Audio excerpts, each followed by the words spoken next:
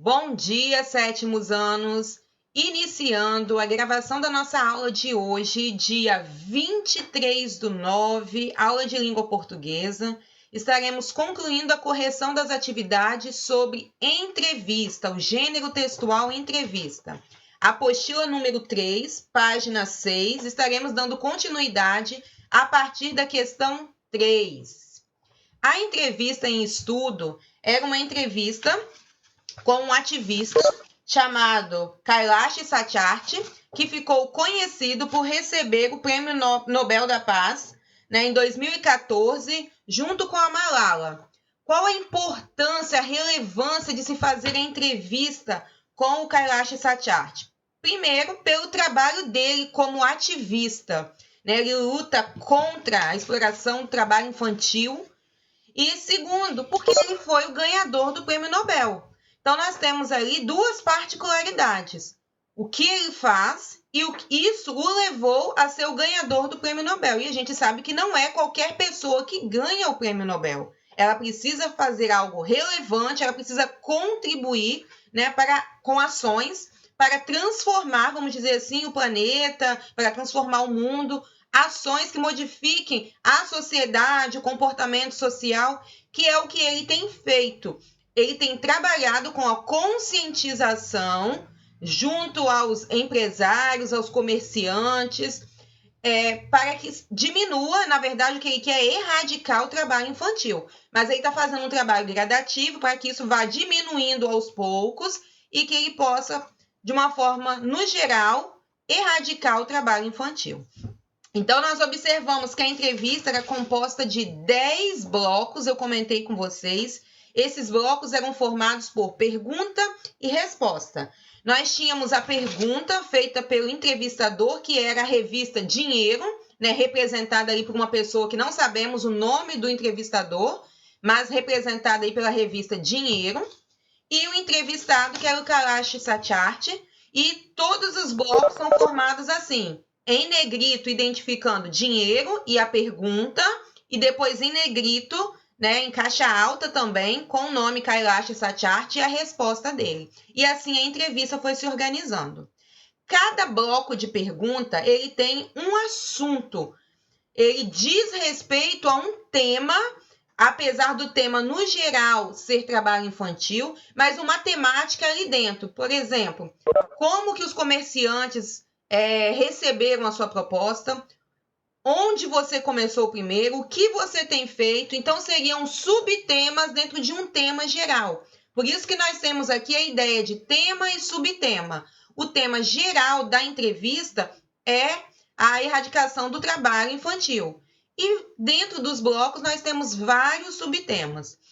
Eu já até deixei a resposta aqui para a gente poder ir acompanhando e ficar mais fácil de entendermos.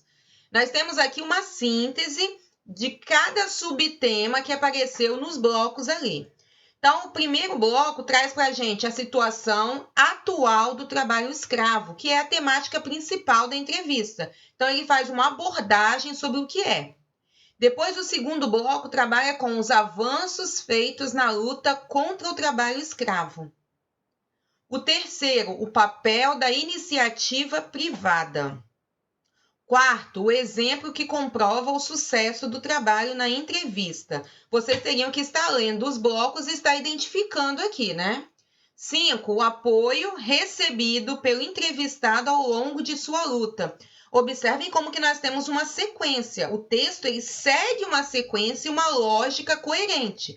Primeiro ele especifica o que é o trabalho escravo, depois ele diz como tem feito avanços nessa área, logo depois ele demonstra o papel da iniciativa privada e assim ele vai dando continuidade. Os textos vão se encaixando, os subtemas vão se encaixando e o texto vai fluindo, vai tornando-se um texto coerente que dá continuidade, especificando, trabalhando, dando continuidade ao tema principal.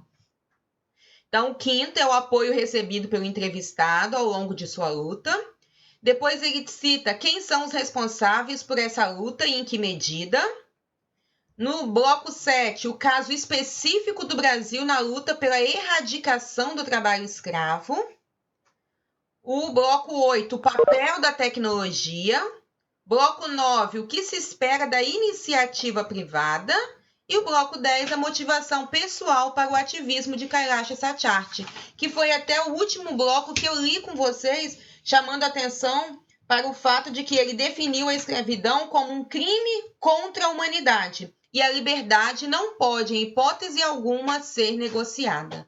Então, ele começa o seu texto definindo o trabalho escravo e termina, dando essa motivação pessoal. Por que eu quero lutar contra isso? Como eu enxergo o trabalho escravo? E aí o texto fica, vamos dizer assim, redondinho, fechadinho. E começa com o assunto e os assuntos vão se encaixando até você ter um texto que a gente chama de texto redondinho, texto coerente. Todas as informações conectam entre si. Ok? Perguntinhas até aí? Questão 4. Releia. Aí nós temos um bloco que foi tirado aí que começa assim. O senhor acredita que a iniciativa privada está fazendo a parte dela? Aí o Kailash responde: as grandes corporações não podem simplesmente ignorar a existência do problema e a gravidade dele. Isso é positivo. Hoje em dia, a escravidão é um tema que é proibido deixar de lado. Todos necessitam entender que a economia não é um fim. É um meio para fazer da sociedade um lugar melhor.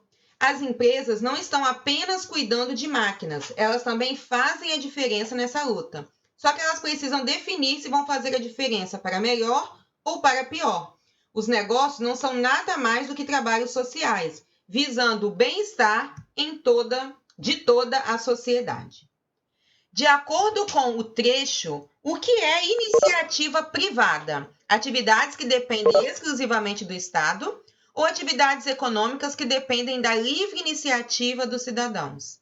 A iniciativa privada, essa segunda opção, são atividades econômicas que dependem da livre iniciativa dos cidadãos, ou seja, a pessoa torna-se dono ali, então é sua livre e espontânea vontade define de que ela quer ser dono. Qual é a empresa, e qual é o produto que a empresa dela vai fabricar. Segundo o texto, é possível afirmar que, atualmente, as empresas mostram grande comprometimento com a erradicação do trabalho da escravidão. Ele já comenta isso, que as empresas estão, na verdade, fechando os olhos e ignorando, elas não podem fazer isso, então a primeira não está correta.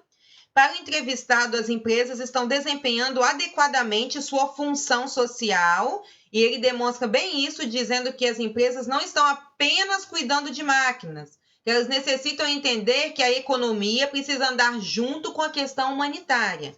Então, a segunda também está errada.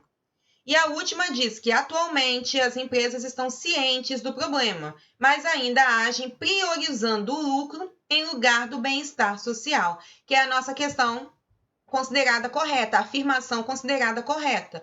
Ou seja, as pessoas acham que para obter o lucro, tudo é aceito. Qualquer coisa pode ser feita. Então, letra B.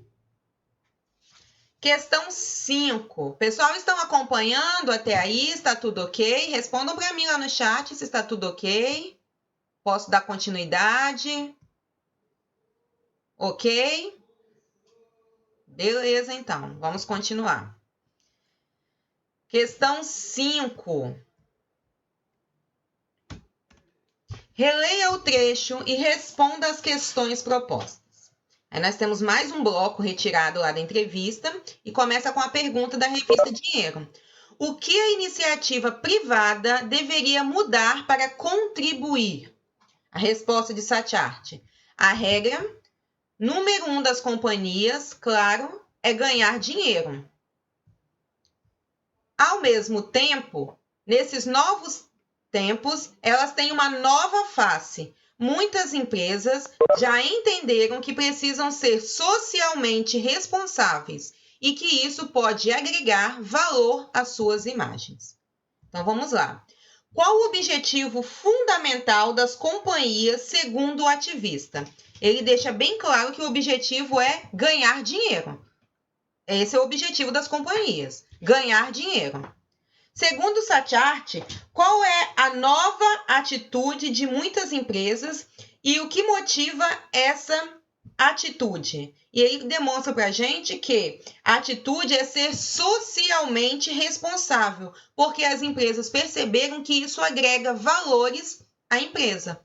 Então, qual é a nova atitude de muitas empresas? Ser socialmente responsáveis. O que motiva essas ações? Perceber que isso agrega valores às empresas. Dando continuidade.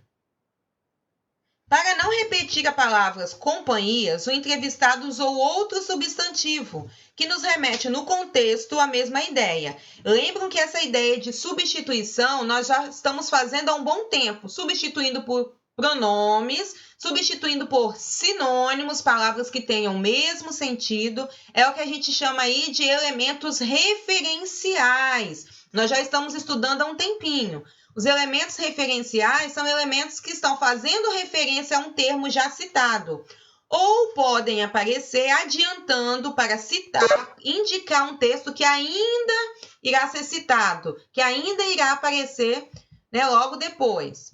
Então, para não repetir a palavra companhias, o entrevistado usou outro substantivo, que nos remete no contexto à mesma ideia. Que substantivo é esse? Ao invés de usar companhias novamente, ele usou a palavra empresas. Então, ele usou empresas como sinônimo de companhia. Ok? Isso aí, empresa.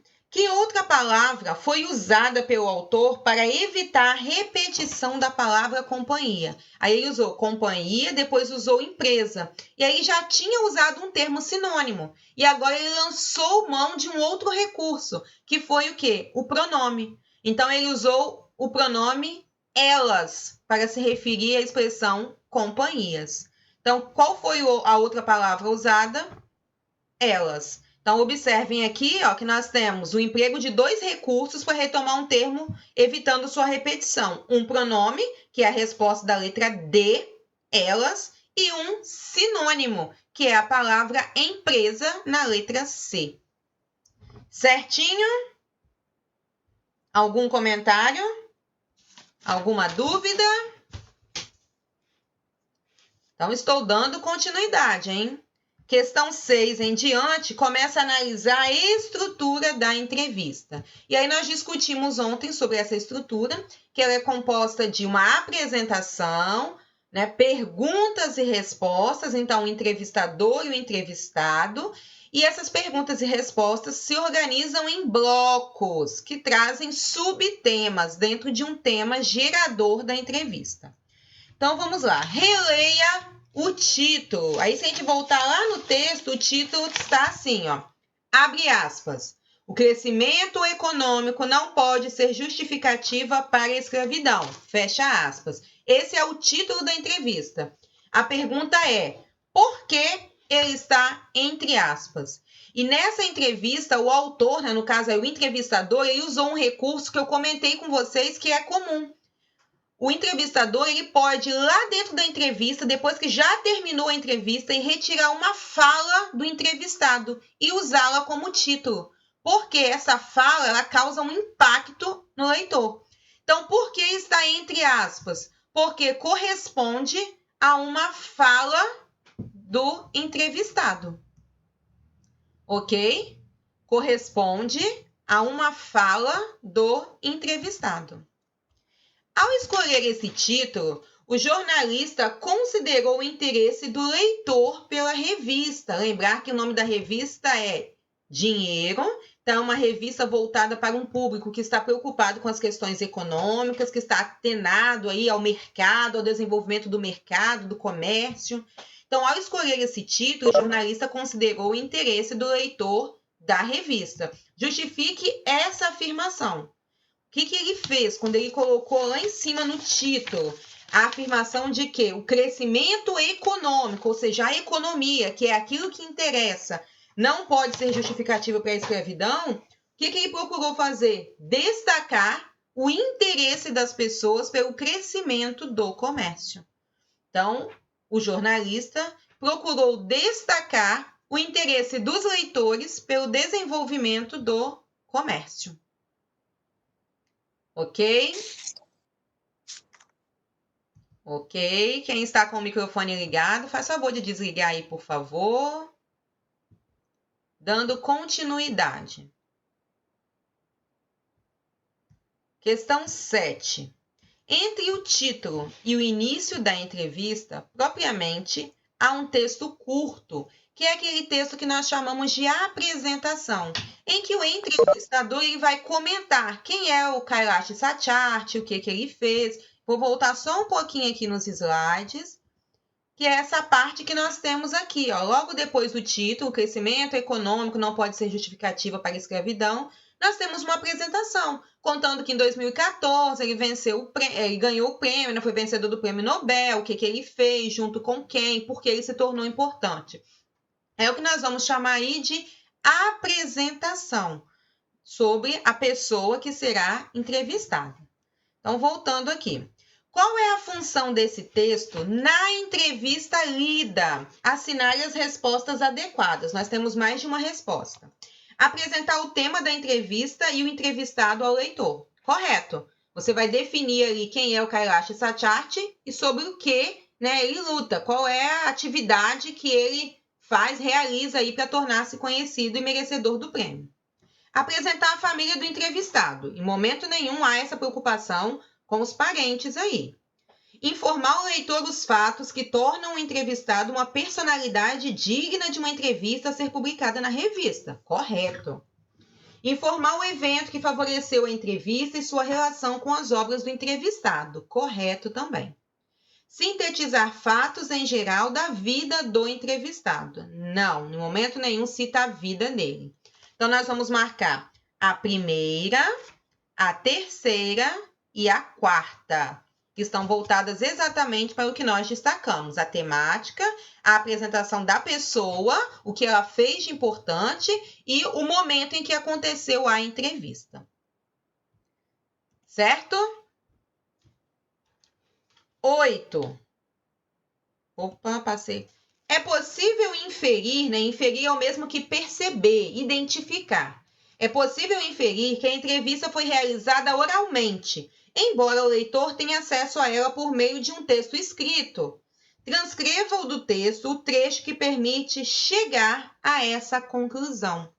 Lá na entrevista, há um comentário do entrevistador que ele diz assim: o ativista, de fala pausada, atende. Ou seja, o entrevistador ele está demonstrando que no momento que o entrevistado foi responder, ele falou pausadamente, a fala dele tinha uma característica individual. Então, vocês vão voltar lá no texto, ou conferir aí, O ativista, de fala pausada, atende. 9. Questão de número 9. Releia a última frase do texto de apresentação, que diz assim: confira a seguir os principais trechos da entrevista. Letra A.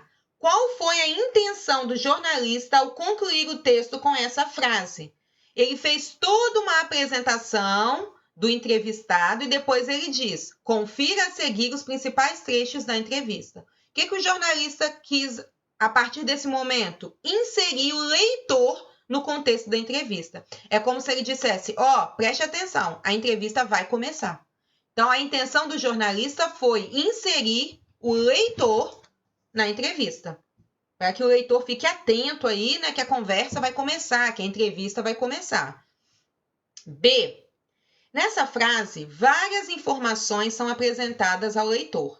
Por exemplo, que ele não lerá a entrevista na íntegra e que esta foi editada, ou seja, alterada na publicação. Transcreva a frase ou expressão que indica onde se encontra a entrevista realizada. Aparece a expressão para a gente a seguir. Então, a expressão a seguir demonstra para a gente onde se encontra a entrevista realizada. Ele coloca lá no texto assim: a seguir, veja a entrevista que foi realizada no local tal. Então, a expressão a seguir. Que o texto foi editado, isto é, alterado, e o leitor não lerá a entrevista na íntegra. Ele usa a expressão trechos. Você irá ler. trechos de uma entrevista, não é entrevista toda, é trechos. Que a entrevista selecionou o que seria publicado de acordo com o que considerou mais importante. Ele diz o quê? Os principais trechos da entrevista. Ou seja, a entrevista é longa, mas quem fez a entrevista, no caso o entrevistador, ele selecionou alguns blocos que ele considerou importantes. Então, na primeira, nós temos a palavra, né, a expressão a seguir. Na segunda, trechos. E na última, principais. Na frase, há um verbo transitivo. Confira. Qual é o sujeito? Então, voltando lá em cima, nós temos a expressão, né? Confira a seguir os principais trechos da entrevista. O verbo é conferir, que é um verbo transitivo. Confira quem? Qual é o sujeito? O que vocês identificaram como sujeito aí? Confira você. Lembrar? Isso, muito bom, Betânia. Então, sujeito oculto, você. Isso aí, ok? Qual é o sujeito? Sujeito oculto, você. Questão de número 10. Qual é o sintagma que complementa esse verbo? Confira o quê? É só a gente pegar o complemento. Os principais trechos da entrevista. Esse é o nosso sintagma, que é o que nós chamamos de complemento do verbo. Quem confere, confere algo. Então, qual é o sintagma? Na letra D, os principais trechos da entrevista. Qual é o núcleo desse complemento? Se o sintagma é os principais trechos da entrevista, o núcleo é a palavra trechos, que é a palavra mais importante aí, que se destaca aí. Quais palavras ou expressões especificam esse núcleo? Tudo que sobra quando eu retiro a palavra trecho. Então, eu tenho os principais trechos da entrevista. Se o núcleo é trechos, o que sobra? Os principais da e entrevista. São as demais expressões que especificam o núcleo. Então, repetindo, na letra E, qual é o núcleo? Entrevista. Quais palavras ou expressões especificam esse núcleo? Os principais da entrevista. Essas palavras ou expressões são dispensáveis ou elas contribuem de maneira significativa para o sentido do texto. Observem que se eu só dissesse trechos, leia os trechos, falta alguma coisa. Contribui, muito bem, Betânia. Quando você diz os principais trechos da entrevista, você está especificando. Não são só trechos, são aqueles considerados principais dessa entrevista. Então, você tem elementos que especificam. Então, são dispensáveis ou elas contribuem? Elas contribuem, pois especificam o núcleo, especificam a palavra. Na entrevista que você leu, uma parte do texto está destacada pelo uso do negrito. Por que há essa distinção? A gente observa que essa distinção do negrito aparece nos blocos e é usado para marcar para a gente o quê? A fala do entrevistador e do entrevistado, para facilitar essa leitura no caso de diferenciar quem é o entrevistador e quem é o entrevistado. Vocês podem observar, voltando aqui um pouquinho, que nós temos, dinheiro, então identificando quem vai fazer a pergunta e qual é a pergunta. E Satyarthi, que é quem está respondendo. Então, o uso do negrito é para identificar quem é o entrevistador e o entrevistado, facilitando, assim, a nossa leitura. Isso aí, o leitor não vai confundir o texto, porque você tem tudo separado por blocos. Muito bom. Certinho, Yarley. Continuando, então. Como entrevistado, ele é identificado ao longo da entrevista. Quem faz a entrevista, no caso, o entrevistador, é entrevistador, né, gente? Eu entrevistado, desculpa. Como o entrevistador, ele é identificado ao longo da entrevista, pelo nome da revista onde ele trabalha. Não, é o entrevistador. Como o entrevistador é identificado como dinheiro. O repórter aí, o entrevistador, ele é identificado pelo nome da revista onde ele trabalha. Ok, Arley? É entrevistador. Eu também li entrevistado aqui. A outra é para a gente consultar, entrevista e verificar de que forma se identifica a voz do entrevistador. Essa daí pode ser algo que vocês podem estar fazendo depois, mas o que eu preciso é que vocês estejam atentos para o fato de que, apesar das entrevistas seguirem ali uma linha de raciocínio de cada revista, de cada empresa, de cada entrevistador, de cada repórter, né? Vou perguntar sobre isso, vou usar uma linguagem bem coloquial, mas nós temos a mesma estrutura. Todas as entrevistas precisam vir bem marcada a pergunta, no caso aí o entrevistador, e a resposta, que é o entrevistado. Então, quando ele pergunta, verifique de que forma se identifica a voz do entrevistador. Aí vocês vão identificar aí que isso está bem marcado e pode aparecer o nome do entrevistador. Por exemplo, vamos supor que ao invés de dinheiro aqui aparecesse Priscila da Silva, que foi a repórter ou a entrevistadora, né, que fez essa entrevista. Então, você pode identificar o nome da revista ou o repórter, o entrevistador responsável pela entrevista. Ok? A maior parte do texto é formada por perguntas e respostas. Esse é o objetivo da entrevista. Sobre isso, assinale as alternativas corretas. Perguntas e respostas são organizadas em turnos de fala alternando-se. O que são esses turnos de fala? Diálogos. Eu pergunto e você responde a minha pergunta. Depois eu passo para outra pergunta. As perguntas são feitas separadas. Uma pergunta, uma resposta. Outra pergunta, outra resposta. Por isso que ele diz turnos de falas. Você não lança todas as perguntas e deixa o entrevistado responder. Não é assim que funciona a entrevista. São turnos de fala, blocos, né? Cada bloco possui uma pergunta e uma resposta. B. Cabe ao entrevistado definir os rumos da entrevista. Errada. Não é o entrevistado, é o entrevistador que define os rumos. Tanto que na organização da entrevista, a gente precisa ter o quê? Um roteiro. Então, quem define os rumos, as perguntas, é o entrevistador, é aquele que está fazendo as perguntas.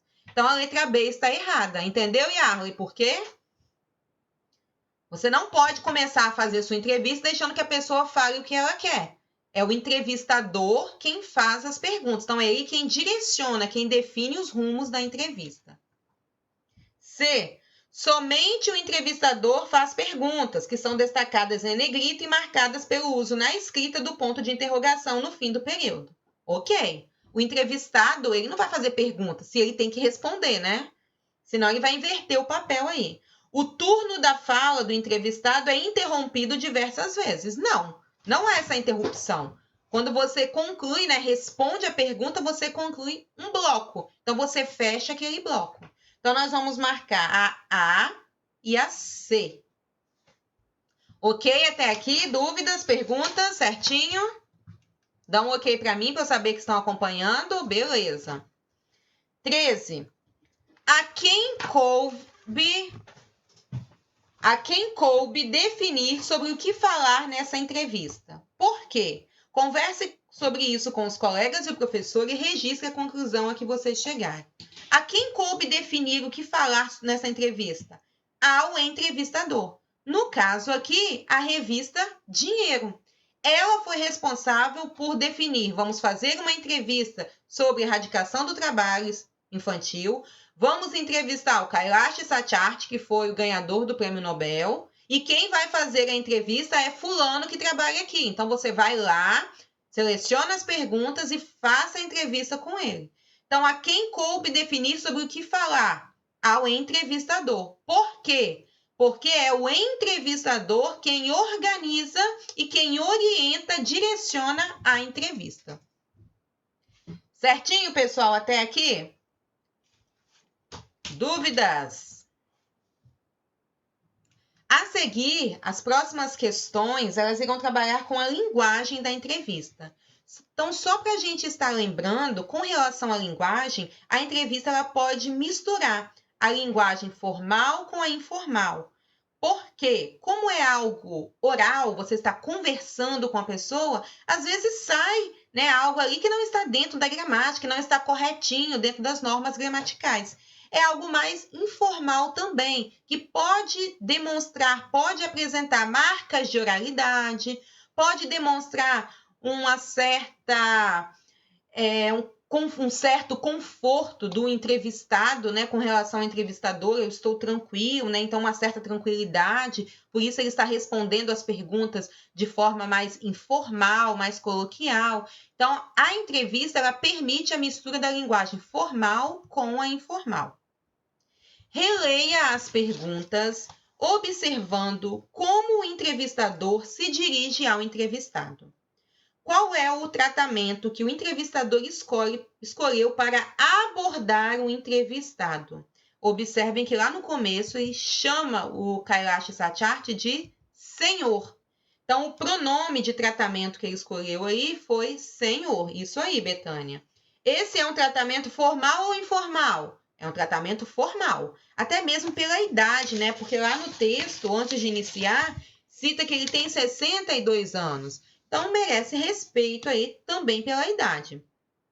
Por que o entrevistador escolheu esse tratamento? Apresente uma hipótese, a gente até já comentou, né? Primeiro, pela idade dele.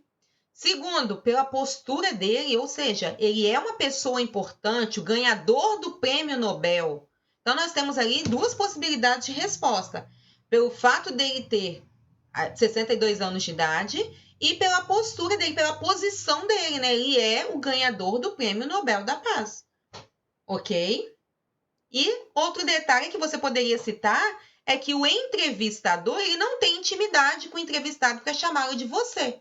Não são amigos. É uma pessoa que está entrevistando outra pessoa, uma personalidade. Então, não há intimidade entre eles. Para dizer, né, você, para chamá-lo de você. Consulte outras entrevistas e responda. Esse tratamento é usado também nas entrevistas consultadas?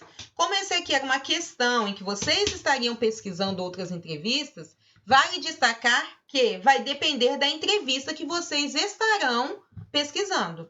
Vamos supor, se eu entrevistar uma pessoa de 10, 12 anos, provavelmente eu vou chamá-lo de você, eu não vou chamar de senhor. Ah, mas você não tem intimidade. Tudo bem, mas a idade dele não me permite chamá-lo de senhor. Então, depende muito de quem é o entrevistado e de qual é a relação entre o entrevistador e o entrevistado. Isso também é levado em conta na hora de definir o tratamento dado ao entrevistado. Ok, pessoal? 15, estamos caminhando para o final, hein? Releia esse trecho de uma resposta do entrevistado. Acredito que as pessoas ainda não enxergam a magnitude do problema, mesmo com esses números superlativos. É nossa missão mudar esse panorama. No contexto, qual é o significado dos termos em destaque? Nós temos em destaque a palavra magnitude, a magnitude do problema, que tem o sentido de importância, relevância. Então, é um sinônimo. Magnitude tem o sentido de importância, relevância. E números superlativos pode ser substituído por números altos, números elevados. Então, vocês podem utilizar qualquer uma das explicações aí. Magnitude, relevância, importância, superlativos, altos ou elevados. Na construção de um texto, há vários mecanismos da língua que possibilitam desenvolver um assunto, acrescentando informações sobre algo ou alguém para evitar muitas repetições. Veja a seguir de que maneira, na apresentação do entrevistado, o jornalista se refere a Satyarthi Malala usando esse tipo de recurso. Então, não vai dar tempo de eu ler tudo, mas a gente já vai passar lá embaixo para identificar e relacionar como foi feito aí esses elementos, o uso desses elementos de coesão. Então, vamos lá. Os vencedores do Prêmio Nobel da Paz. Reúne as personalidades Satyarthi e Malala. Só para a gente conferir aqui. O indiano Kailash Satyarthi refere-se ao entrevistado, destacando sua origem. A adolescente paquistanesa Malala refere-se apenas a ela, né, Malala, ressaltando sua idade e sua origem. A ativista que desafiou o grupo extremista talibã para poder estudar. Indica o motivo por que Malala se tornou famosa. Uma das jovens mais admiradas do mundo na época. Indica a popularidade de Malala na época da premiação. O engenheiro de formação. Retoma o entrevistado, indicando aí, né, que Kailash Satyarthi é formado em engenharia. Um dos principais combatentes do trabalho infantil e da escravidão. Indica o entrevistado como participante da luta contra o trabalho infantil e a escravidão. Ativista desde a infância, retoma também o entrevistado, caracterizando como participante ativo na luta pelos direitos humanos desde cedo. E o ativista de fala pausada, que também retoma o entrevistado Kailash Satyarthi, caracterizando como alguém tranquilo. Então, esses elementos, esses recursos usados são chamados de elementos referenciais, pois retomam um termo já dito anteriormente. Então, observem a ordem 916274583. Alguma pergunta, pessoal? Alguma dúvida? Até aqui? Ok para todo mundo? Sim? Ok, então estou encerrando a aula. Aguardem um momentinho, tá?